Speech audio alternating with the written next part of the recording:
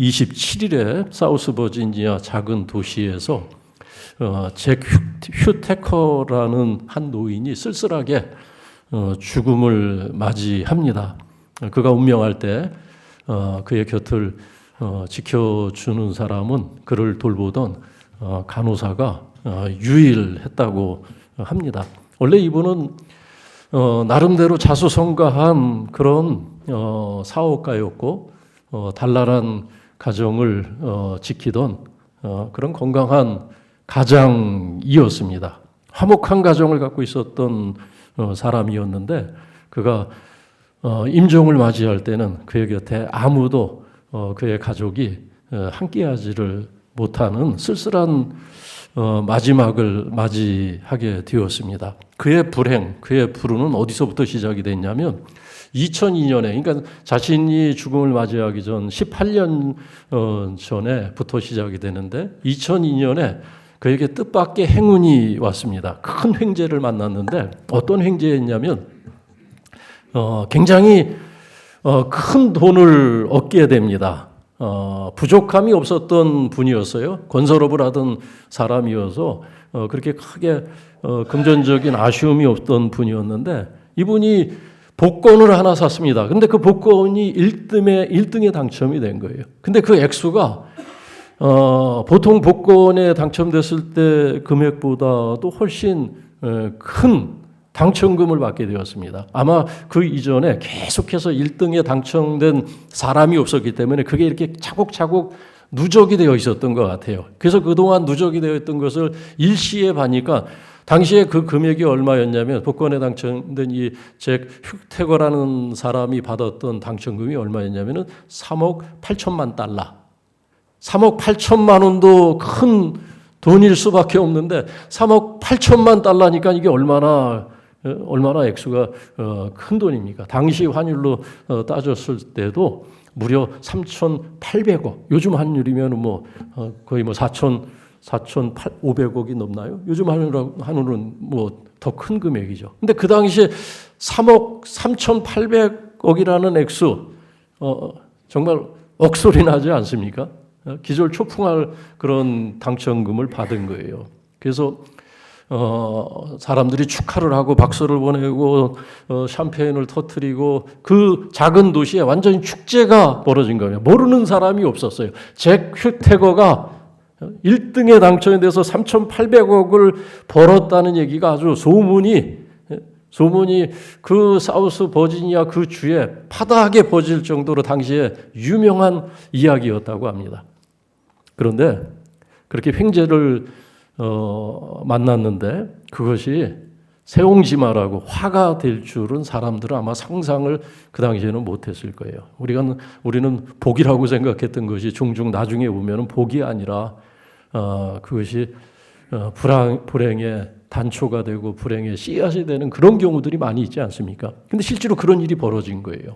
어떤 일이 있었냐면은 그렇게 큰 당첨금을 얻고 나서부터 이제 문제가 생기기 시작했는데 그의 어린 손녀는 어느 날부터 마약에 손을 대기 시작했고 17살이 됐을 때 그 어린 나이에 벌써 약물 중독에 빠지는 그런 지경에까지 이르게 되었다는 겁니다. 그래서 17살밖에 되지 않았던 아이가 실종이 되고 그리고 어느 날 그 실종됐던 아이가 죽음으로 발견이 됐대요.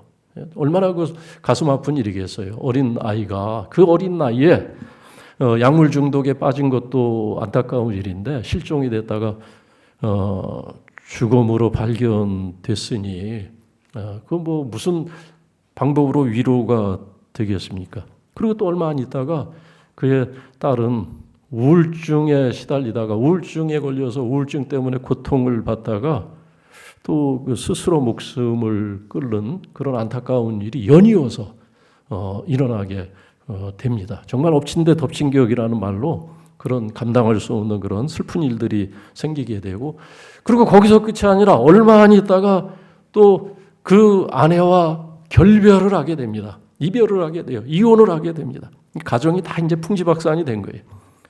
그러는 과정에서도 수많은 사람들이 잭 휴테거라는 사람이 엄청난 당첨금을 얻었다는 것이 온 장안에 소문이 다 나서 여기저기서 아쉬운 사람들이 또 사연을 가진 사람들이 손을 벌리고 찾아오는 거예요. 아침마다 문 앞에는 길게 사람들이 줄을 섰대요.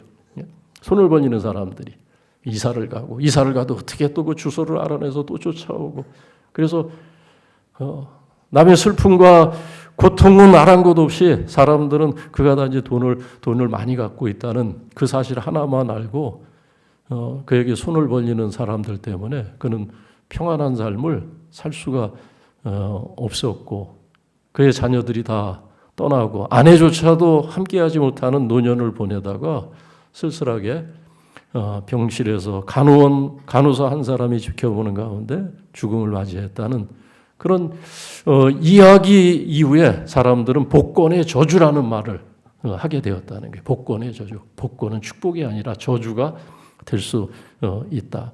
우리는 어떤 풍요와 번영이 반드시 복이라는 생각을 하기가 쉬워요. 그런데 그게 화가 될 수도 있다는 거예요.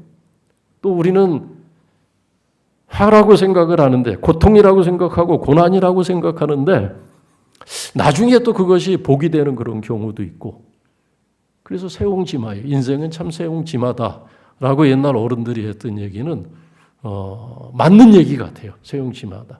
우리는 이 복과 화를 잘 구분을 못할 때가 많이 있습니다. 여러분, 이스라엘 백성들이 광야에서 40년 지냈던 일을 생각을 해보세요. 여러분, 오늘 이 절기가, 오늘 본문의 말씀이 명절 끝날 그렇게 시작이 되거든요. 이 명절 어떤 명절이냐면 초막절이에요. 지금 7장 2절 우리가 앞에서 읽었던 그 말씀 보면은 초막절이 시작이 되었어요. 근데 초막절이 무엇을 기념하는 절기냐면은 이스라엘 백성들이 지키는 절기 가운데 하나인데, 중요한 절기인데, 이것은 그 조상들이 과거에 애굽에서 출애굽을 하여서 광야를 지날 때 40년 광야를 지나지 않았습니까? 40년 광야를 지날 때 정말 가난했던 시절이에요. 우리 보릿고개를 넘었던 그런 시절 있었지 않습니까? 그 시절과 같은 그런 가난과 결핍을 느꼈던 그런 시절인데, 그 시절 그 광야에서 집도 제대로 짓지 못하고 천막 같은 거 치고, 그래서 이 초막절을 장막절이라고도 합니다. 그 광야에서 이렇게 장막을 치고 지낸 거예요. 왜냐하면 또 그 다음 날 또 다른 곳으로 구름기둥, 불기둥이 인도하는 곳으로 거처를 옮겨야 되기 때문에 그 시절, 장막에서 거하던 그 시절을 기념하는 그런 절기가 초막절입니다.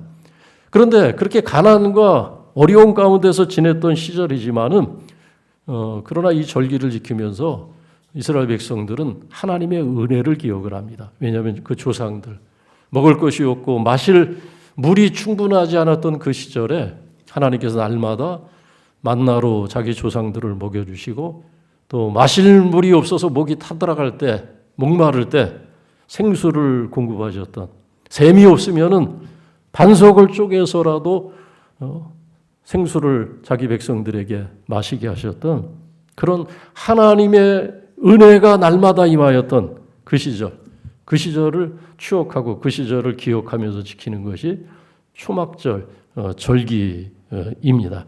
그리고 또 하나 중요한 의미가 있는데, 이 초막절을 지키는 의미가 있는데, 그것은 뭐냐면은 이 초막절을 지키는 시기가 언제냐면은 레위기서 말씀을 보면은 7째 달 15째 날이에요. 7째 달 15째 날. 이때는 이스라엘 백성들이 농사를 하고 파종한 것이 싹시 나고 줄기가 되고 잎사귀가 자라고 이제 충분히 열매를 맺어서 그것을 추수하고 곳간에 다 이렇게 싸놓고 지키는 절기가 이 초막절 절기입니다.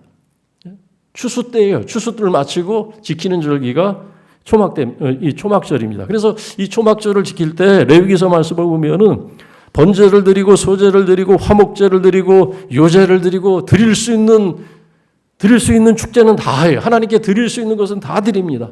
그 어떤 절기보다도 풍성한 제물을 하나님께 드리면서, 양과 염소를 드리면서, 곡식을 드리면서, 기름을 드리면서 하나님께 풍성한 그런 예물을 드리면서 절기를 지키는 것이 이 초막절입니다. 어떤 때보다도 더 큰 감사로 하나님 앞에.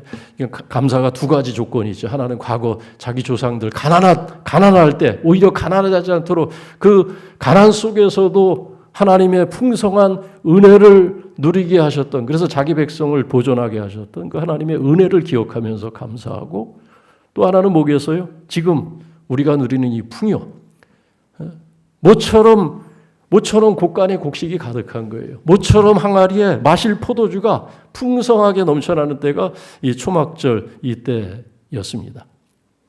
그렇게 감사로 하나님께 나오던 이 시기에, 근데 예수님께서 뜻밖의 말씀을 하시는 거예요. 풍요의 때에, 모든 것이 넘쳐나는 때, 항아리에 마실 수 있는 포도주가 넘쳐나는 때에 주님께서는 목마름에 대해서 얘기합니다. 아니, 다른 때 목마름에 대해서 얘기했으면, 보릿고개를 지날 때 목마름에 대해서 얘기했으면 이해가 될 터인데, 굶주릴 때 그때 얘기했으면 좋을 터인데, 예수님께서 뜻밖에도 이 풍성한 추수를 하고 넉넉함을 누리고 있는 이때 예수님께서 누구든지 목마르거든 내게로 와서 마셔라. 아마 이 말씀을 주님께서 하셨을 때 어떤 사람들은 속으로 그런 생각을 했을지 모릅니다. 우리는 충분합니다. 우리는 목마르지 않습니다. 우리의 창고에는, 항아리에는 포도주가 가득 찼습니다. 우리의 창고에는 먹을 양식이 가득 차 있습니다. 우리는 목마르지 않습니다. 조금도 목마르지 않습니다. 부족하지 않습니다. 우리는 배가 불러서 터질 지경입니다. 하면서 주님께서 하신 말씀을 거부했을지도 모르겠습니다. 지금 부족함이 없는데, 지금 넉넉한데, 근데 주님은 목마른 사람은 내게로 오라는 거예요. 내게로 와서 마시라는 겁니다. 그래야 된다는 거예요. 마치 예수님께서 요한복음 4장에서 우리가 앞서서 읽었던 4장에서 수가성 우물가의 한 여인에게 내가 주는 물을 마셔라 말씀하셨죠. 내가 주는 물을 마셔야 됐다는 거예요. 그래야 목마르지 않다는 거예요. 다시 목마르지 않다는 겁니다. 아니, 지금 우물가인데 그 여인을 주님께서 대면하셨던 그 장소가 어디입니까? 뭐 사막 한가운데 샘물 하나 없는 그런 데서 목마름에 대해서 얘기했으면 그래도 그 말씀이 이해가 될 수 있지 않겠어요? 근데 지금 우물가에 그냥 두레방만 있으면 퍼올릴 수 있는, 시원한 물을 퍼올릴 수 있는 그런 상황이거든요. 바가지만 있으면 그냥 물을 퍼서 마실 수 있는 그런 상황에 예수님께서 너 목마르지 않느냐는 겁니다. 그러면 내가 주는 물을 마셔야 된다라는 겁니다. 그래야 내가 목마름에서 자유함을 얻을 수 있다라고 말씀하신 것과 같아요. 하필이면 이 풍요의 때에, 모두가 다 배를 두드리고 있는 이 때에, 나는 부자다, 나는 풍요하다, 내게 아쉬운 것이 없다고 할 만한 이런 추수 때에 포도를 추수하고 곡식을 추수해서 그 포도로 포도주를 짜서 항아리를 채운 이때에 주님께서 내게로 와서 마시라는 거예요. 그래야 목마름을 해결할 수 있다고 말씀합니다. 38절 말씀 보니까는 내게로 와서 마시면 그 배에서 생수의 강이 흘러나오리라 라고 약속합니다. 그 배에서, 이 배는 어디입니까? 사람의 배예요. 사람의 배. 호수에서 타는 그런 배가 아니라 사람의 배를 얘기합니다. 우리는 보통 사람의 마음, 사람의 감정이 있는 것을 가슴으로 생각을 해요. 그죠? 우리 가슴이 이제 어떤 마음이 담겨져 있는 것, 감정이 담겨져 있는 것, 그리고 사람의 이성이나 사람의 의식, 그것이 담겨져 있는 것을 머리라고 생각을 하고, 머리가 그 기능을 수행한다고 생각을 합니다. 마음은, 이 가슴은 마음과 감정과 연결된 것으로 이해를 하고 있습니다. 근데 이스라엘 사람들은 그렇게 생각 안 했어요. 이스라엘 사람들은 이성과 의식을 담고 있는 것이 머리가 아니라 사람의 가슴으로 생각을 해요. 여기 이성이 있다고 생각을 했어요. 여기 의식이 있다고 생각을 했어요. 네. 그리고 그러면 마음과 감정은 어디에 담겨져 있느냐? 그것을 배라고 생각을 했습니다. 여기에 있다고 생각했어요. 여기 밑에. 여기가 사람의 마음이 있는 곳이고 또 감정이 있는 곳이다. 그래서 그런 관념을 우리가 이해를 하고 이 말씀을 이해하면 그 배에서 생수의 강이 흘러나오리라. 너희 마음에서 생수의 강이 흘러나올 것이다. 우리 마음이 때로는 공허하고 때로는 결핍을 느끼는 사람의 마음이 생수의 강으로 체험받는다는 거예요. 아니 체험받는 정도가 아니라 넘쳐서 흘러난다는 거예요. 넘쳐서. 은혜가 넘쳐서 흘러난다는 것이요. 오히려. 우리가 그런 분들 보지 않습니까? 정말 은혜가 넘치는 분들이 있어요. 은혜가 넘치는 분들은 그것이 표시가 나요. 표시가. 감사가 있고 기쁨이 있고 평안이 있고 은혜가 넘치는 분들. 그 옆에만 있어도 그냥 나까지도 적셔들 것 같은 그런 분들 있지 않습니까? 다윗이 고백했었잖아요. 내 잔이 넘치나이다. 그런 거예요. 내 잔이. 하나님의 은혜로 체험받는. 그래서 내 마음속에 어떤 공허가 없는, 결핍이 없는 그런 상태를 말합니다. 그런데 나는 결핍이 없는데, 내게는 공허가 없는데, 지금 이스라엘 사람들이 그렇게 생각할 수 있어요. 창고에 쌓여 있는 곡식을 먹을 양식을 보면서 나는 괜찮다. 그렇게 자기를 속일 수가 있어요. 항아리에 가득한 마실 음료를 생각하면서 포도주를 생각을 하면서 나는 목마르지 않다. 그렇게 자기를 포장할 수가 있어요. 우리가 다 그렇게 살아갈 수가 있는 겁니다. 지금 여기 나오는 바리새인들이 그런 경우예요. 이들이 얼마나 목마르고 이들이 얼마나 허망한 삶을 살아가고 있는지 이들은 자신들의 허망함과 그 공허를 무엇으로 메꾸고 있습니까? 자신들의 출신, 자신들의 학문, 자신들의 지위, 또 뭐가 있어요? 여기 이 사람들 하는 얘기, 아주 질리게 하는 얘기가 있어요. 예수님을 불신하는, 예수님께서 아무리 내게로 와서 마셔라, 그래야 목마르지 않다. 내게로 와서 마시면 너희들의 마음속에 생수의 강이 흘러나리라. 말씀을 하셔도 이들의 귀에 들어오지 않는 것은 이들이 자신들이 목마른 인생인 것을 인정을 하질 않아요. 무엇 때문에 인정을 하지 않습니까? 그것을 다 자기도 모르게 포장하고 있는 거예요, 지금. 무엇으로 포장하고 있습니까? 자신들의 신분. 예수님 부인한 이유 중에 하나가 우리가 몇 주 전에 읽었지만은 이 사람이 배우지 않았다 그런 얘기도 하잖아요. 배우지 않은 사람이다. 우리는 배웠는데 배우지 않은 사람이다. 우리는 예루살렘 출신인데 이 사람은 갈릴리 출신이다. 52절 말씀입니다. 52절도 그렇고 41절. 뭐 지겨워 죽겠어요. 계속 갈릴리 얼마나 울고 먹는지 앞에서부터 벌써 예수님 발목을 잡고 있는 거. 그리고 안다고 하잖아요. 우리는 안다. 우리가 그 부모를 안다. 우리가 그가 갈릴리에서 온 것을 안다. 거기서 더 나가질 못해요. 그리고 안다는 거예요. 그거 하나 가지고.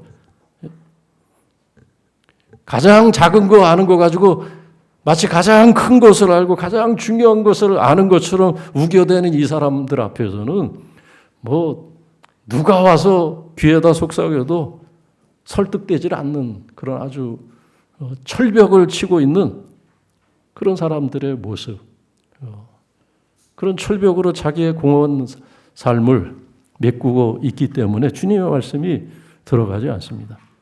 더 기가 찬 것은 49절 말씀이니까 율법을 알지 못하는 이 무리는 저주를 받은 자로다. 율법을 우리는 안다는 거예요. 근데 너희들은 모른다. 예수님의 말씀의 권위에 마음이 움직인 사람들, 아랫사람들, 이 아랫사람들을 보냈어요. 예수를 잡아와라. 보냈는데 이 사람들이 빈손으로 온 거예요. 그래서 너희가 어찌하여 잡아오지 않았느냐? 그랬더니 아랫사람들이 하는 말이 뭐냐면 그 예수라는 사람이 보통 분이 아니던데요. 이러는 거예요. 예수님 우리가 함부로 뭐 붙들어서 벌을 주고 해야 될 그런 분이 아니던데요. 이러는 겁니다. 보통 분이 아니라는 거예요. 우리가 지금까지 수많은 사람들이 말하는 것을 들어봤지만 이분처럼 그렇게 권위 있게 말하는 사람 우리가 보지 못했습니다. 그래서 이 사람들이 감동을 받고 빈손으로 온 거예요. 예수님께 손도 못 대고 그냥 멀뚱멀뚱 듣다가 그 말씀 듣고 오히려 마음에 잔잔한 감동을 받고 돌아온 것 같아요. 그래서 빈손으로 오니까 이들이 하는 말이 뭐냐면 너희도 미혹이 되었느냐, 너희도 그에게 유혹을 받았느냐, 그런 얘기하면서 너희가 하나님의 말씀도 알지 못하는 너희는 저주를 받을 것이다. 자기들은 안다는 게 하나님의 말씀. 하나님의 말씀을 정말 아는 자들인가? 안식일을 지킨다고 하면서 안식일의 정신도 몰랐던 이들. 그래서 안식일에 병자를 일으켰던 예수님을 오히려 비난하고 비판하고 죄인 취급했는데 오늘 그 정도가 더합니다. 율법의 이름으로 저주를 하고 있어요. 저주. 자신들은 괜찮다는 거예요. 자신들은 부족함이 없다고 생각을 하는 사람들입니다. 자신들이 가지고 있는 것으로, 신분으로, 출신으로, 배경으로, 명예로 그렇게 자기를 가리고 있고 자기를 속이고 있는 겁니다. 예수님 보기에 그들은 정말 목마른 인생이에요. 목마른 인생. 우리가 어떻게 우리의 가슴이 허전할 때, 우리의 마음이 빈 공간 같은 그런 공허를 느낄 때 어떻게 체험을 받을 수 있을까? 오늘 말씀을 통해서 분명한 답을 얻을 수 있습니다. 그것은 뭐냐면 갈급함, 자신의 목마름을 알아채야 한다는 겁니다. 영적인 목마름을 알아차려야 돼요. 이것을 알아차리지 못하면 수시로 오는 불안과 근심, 걱정에서 그것을 해결하기 위해서 사람들은 무엇인가 탐닉을 하거나 중독이 되거나 그렇지 않습니까? 무엇인가 중독이 돼요. 무엇인가 탐닉하고 뭐 취미에 탐닉을 할 수도 있고 어떤 것에 탐닉을 한다는 건 뭐냐면 그것 없이는 살아가지 못하는, 어떤 사람은 이성에 중독이 돼서 누가 옆에 있지 않으면은 평생 불안해서 쓸쓸해서 감정적으로 홀로 서지 못하는 분들이 있어요. 목마름이 해결되지 않은 거예요. 그런데 그 목마름과 영적인 갈증을 그런 것으로 채우려고 하면 할수록 중독이 되는 거예요. 중독이 되고 그 중독에서 헤어나오지 못하는 겁니다. 이 영적인 목마름 어떻게 해결해야 되겠습니까?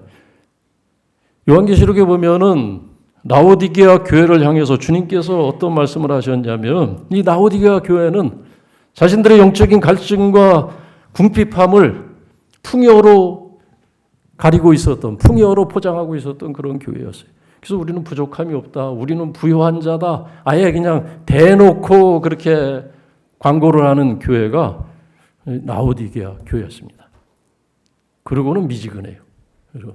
그리고는 하나님 앞에서는 미지근한 교회, 그 교회가 라오디게아 교회였습니다. 주님은 이 라오디게아 교회 책망하실 때 어떤 말씀을 하시냐면 너희가 안약을 사서 너희 눈을 발라보게 하라 그러는 거예요. 그리고 너희를 보라는 거예요. 너희 벌거벗음을 보라는 거예요. 너희가 지금 벌거벗었느니라. 너희가 가난한 자가 아니라 너희가 궁핍하다. 너희가 벌거벗었다. 그래서 너희 궁핍함을 보고 너희 벌거벗음을 보라고 말씀합니다. 눈을 뜨라는 거예요. 너희 자신에 대해서. 내 삶이 정말 괜찮은 것인지 평안한 것인지 문제가 없는 것인지. 근데 우리는 뭔가 조금 더 가졌으면 괜찮다고 하고 더 배웠으면 괜찮다고 하고 지금 이 바리새인들처럼 그렇지 않습니까? 저자는 배우지 못한 자고 우리는 배운 자, 우리는 율법을 아는 자고 이 사람들은 율법을 모르는. 근데 사실 그게 별거 아니라는 겁니다. 지금 우리는 안다 그러는데 이들은 우리는 그가 갈릴리에서 온 것을 안다. 갈릴리에서는 선지자가 나지 못한다. 갈릴리에서는 그리스도가 나지 못한다. 그렇게 계속해서 그거 하나의 사실에 고착이 돼서 더 나가지 못하고 모든 것을 아는 것처럼 주장을 하지만 42절 말씀 보니까 그리스도는 베들레헴에서 나오리라고 하지 아니하였느냐. 근데 또 모르는 것이 있어요. 애들이 안다고 하지만 몰랐어요. 예수님이 베들레헴에서 마이크가 왜 이렇게 튀지? 몰랐어요. 그것은 또 베들레헴에서 예수님 나셨잖아요. 여러분 아시죠? 예? 아시죠? 그러니까 우리는 그거 아니까 지금 이 사람들보다 훨씬 더 우월한 겁니다. 예수님께서 아구스도 황제 때에 모든 유대인들은 자기 고향으로 가서 호적하라고 그렇게 명령을 내렸을 때에 마리아와 요셉이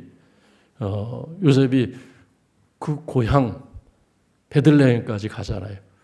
그리고 거기서 머무는 동안에 해산일이 되어서 그곳에서 아기 예수가 태어나게 됐던 이 사실은 또 몰라요. 알고서도 모른 척하는 건지 덮어두는 건지. 그러니까 안 믿으려고 하니까 그냥 부인할 내용, 안 믿을 이유만 찾아내는 거예요. 안다고 하지만 정작 알아야 될 것은 알지 못하는 그런 모순을 드러내고 있습니다. 그래서 첫째는 우리가 채울 수 없는 세상 것으로, 세상 소유나 세상 물질로, 세상의 우리의 성공으로, 번영으로 채울 수 없는 그런 영적인 공간이 우리의 내면에 있다는 것을 우리는 인정을 해야 됩니다. 하나님께서 성경은 그것을 솔로몬은 뭐라고 표현했냐면 하나님께서 우리를 지으실 때 영원을 사모하는 마음을 주셨다는 거예요. 영원한 것과 접촉하지 않으면 우리의 가슴은 늘 뻥 뚫린 것처럼 허전하게 된다는 겁니다. 그것은 하나님이 주시는 것으로만, 그것은 주님께서 말씀하신 생수로만 채울 수 있는 것인데 그것을 채울 수 없으니까 사람들이 자꾸만 그 공허 가운데서 허물을 떼어버리기 위해서 무엇인가 탐닉하고 중독이 되고 하는 겁니다. 우리 내면의 갈증을 알아야 되고, 두 번째는 예수님을 바로 알아야 됩니다. 지금 바로 알지를 못해요. 그냥 갈릴리 출신이라는 거 거기에 고착이 되어서 지금 앞에 그냥 몇 장이에요. 몇 장, 3장인 거기서부터 지금 한 발도 나가고 있지 못합니다. 계속 똑같은 얘기예요. 안 믿는 이유가 예수님이 그냥 갈릴리 출신이라는 거, 그 얘기를 얼마나 울거먹는지 지루해 죽겠어요. 여기서 또 얘기하네. 이게 지난주에도 그랬는데 그 전주에도 또 갈릴리 하면서 거기서 나가질 못해요. 근데 그게 예수님입니까? 예수님이 갈릴리에서 나신 거 그게 전부입니까? 그건 우리가 알아야 될 100가지 1000가지 중에 하나에 지나지 않아요. 그것은.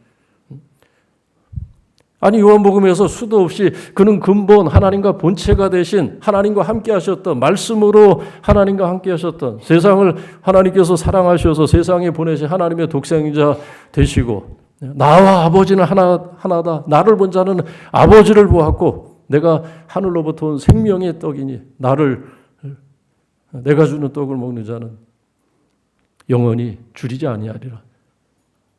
예수님께서 당신이 누구신지를 감추셨으면 변명이라도 할 수 있죠. 예수님께서 당신이 누구신지를 일체 비밀로 붙이셨다면은 이들이 빠져나갈 구석이라도 있을 거예요. 나중에 하나님의 심판대 앞에 섰을 때 우리가 정말 몰랐습니다. 우리가 그 비밀을 몰랐습니다. 예수님께서 한 말씀도 하지 않으셨습니다. 변명이라도 할 수 있는데 지금 여기 7장까지 오면서 예수님께서 당신이 누구신지를 알만한 그런 말씀을 한두 번 하신 것이 아니에요. 예수님을 바로 알지 못하는 겁니다. 어떤 사람들은 교회를 10년, 20년, 30년 다니는데 변화가 없는 것 왜 그렇겠습니까? 예수님을 바로 알지 못하는 거예요. 그냥 예수님은 저 2000년 전에 오신 분이다. 오늘 우리하고 무슨 상관이 있겠는가? 근데 성경은 어제나 오늘이나 동일하신 하나님, 주님은 여기 계신 하나님이에요. 내일 오신 하나님. 주님은 당신이 말씀하실 때에 내가 다시 오리라 미래를 얘기하세요. 미래에 우리가 만나실 주님으로. 어제도 계시고 오늘도 성령으로 계시고 또 내일 다시 오실 주님. 그런 주님인데 그냥 2000년 전에 오셨던 분, 그냥 성인 중에 한 분, 이런 얘기에 그냥 마음에 그 얘기가 못이박여서 마치 이 사람들 바리새인들이 예수가 갈릴리 사람이다 거기에 꽂혀서 다른 말씀을 다 잊어버리는 것처럼 어떤 사람들은 예수는 4대 성인 중에 하나다. 그런 얘기 하나 듣고 거기에 꽂혀서 주님의 말씀을 받아들이지 못하는 그런 분들이 있습니다. 예수님은 하나님의 아들 되시고 우리의 길이 되시고 진리가 되시고 생명이 되신다는 게, 길이라는 건 뭐냐면 예수 그리스도를 통해서 우리는 우리의 생명의 근원 되신 하나님과 접촉할 수 있고 하나님을 만나게 되고 하나님 앞에 갈 수 있다는 겁니다. 우리는 예수를 믿을 때, 우리가 예수를 믿을 때 하나님께서 약속하신 영생을 얻게 된다고 예수님께서 얼마나 말씀을 하셨습니까? 생명의 떡이라는 것도 그거예요. 나를 믿는 자는 영생을 얻겠고 심판에 이르지 아니하나니. 뭐 얼마나 자주 말씀하셨습니까? 예수님을 바로 알아야 돼요. 우리가 예수님을 통해서 그냥 마음의 평안을 얻기 위함이다. 어떤 분들은 또 그냥 신앙생활하는 정도가 마음의 평안을 얻기 위해서 교회 나오는 것이 전부인 것으로 생각을 하니까 변화가 없어요. 여러분 여기 니고데모가 일전에 주님을 은밀한 중에 찾아왔던 적이죠. 밤에 찾아왔어요. 그 찾아온 그의 모습 속에는 갈증이 있었습니다. 그는 자신의 갈증을 낮에는 숨기고 있었지만 그러나 홀로 된 순간에는 그것을 숨기고 싶지 않아서 자신 내면에 있는 공허함을 끌어안고 한밤에 주님 앞에 나왔던 것 아니겠어요? 주님께서는 그의 갈증을 아셨어요. 그래서 주님께서 그에게 먼저 하신 말씀이 뭐냐면 거두절미하고 내가 성령으로 거듭나야 된다. 오늘 예수님께서 말씀하신 그 배에서 흘러나온 것이 무엇입니까? 성령이라는 거예요. 39절. 근데 그 성령으로 사람이 거듭난다는 건 뭐예요? 그 공허한 가슴을 채울 수 있는 것은 성령밖에 없다는 거예요. 하나님의 영, 그 영밖에 없다는 것입니다. 그래서 니고데모가 이 얘기를 듣고 충격을 받고 그가 변화가 됐습니다. 그가 변화된 흔적을 오늘 우리가 50절에서 읽게 돼요. 베드로 니고데모가 여기 등장을 합니다. 이 사람들, 율법을 안다고 고집을 피우는 이 사람들 사실 가운데 니고데모도 함께 있었습니다. 근데 니고데모가 사람이 바뀌었어요. 그들이 주님을 붙잡아서 벌 주려고 할 때 니고데모가 어떻게 변호하냐면은 우리의 율법은 사람의 말을 듣고 그 행한 것을 알기 전에 심판하느냐. 아니 사람을 조사도 하지 않고 심의도 하지 않고 기소를 하느냐. 아니 기소도 않고 그냥 죽이려고 하느냐. 그것은 우리 율법에도 맞지 않는다. 그런 말을 합니다. 이 니고데모가 바뀌었어요. 사람이. 그래서 그런 말을 하니까 그 동료 바리새인들이 어떤 말을 하냐면 너도 갈릴리에서 왔느냐. 갈릴리 사람이 아니라는 걸 너무나 잘 알아요. 왜냐하면 자기들과 함께 젊은 시절을 보냈고 함께 수학한 동지나 다름없는 니고데모가 이런 말을 하니까 너도 갈릴리 사람이냐. 일종의 모욕을 하는 말입니다. 그 천한 갈릴리 사람들과 왜 같이 어울리려고 하느냐. 그 얘기입니다. 니고데모는 변했는데 니고데모는 주님의 말씀을 듣고 변했는데 우리는 수많은 주님의 말씀을 듣고 읽고 배우면서 얼마나 변했고 얼마나 체험을 받았는가. 니고데모는 그 마음에서 정말 생수의 강이 흘러나와서 그 강박한 바리새인들에게까지 그것이 흘러가지 않습니까? 지금 그렇게 하고 있어요. 오늘 주님은 풍요의 때를 보내면서 지금은 부족한 것이 없다. 지금은 모든 것이 우리에게 넉넉하다라고 생각하는 사람들에게 내게로 와서 마시라고 초청하고 있습니다. 마셔야 된다고 말씀하고 있습니다. 이 말씀 듣고 우리는 사슴이 그렇게 하는 것처럼 목마른 사슴이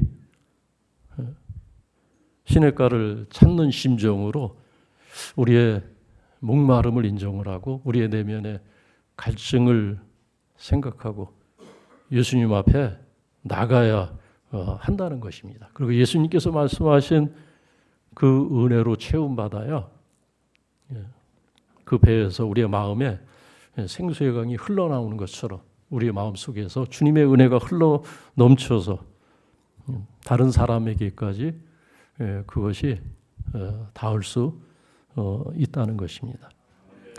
오늘 니고데모의 변화를 보면서 나는 무엇이 변했는가, 나는 어떤 것이 달라졌는가를 생각을 하면서 사슴이 시냇물을 찾기에 갈급함 같이 그렇게 주님을 찾고 주님 앞에서 우리의 목마름을 내어놓고 주님께서 주시는 은혜를 받아서 넘쳐나기를, 그래서 많은 사람들에게 좋은 영향을 줘야 되는 삶이 우리에게 주어진 삶이라는 것을 기억을 하면서 체험받으시기를 주님의 이름으로 축원합니다.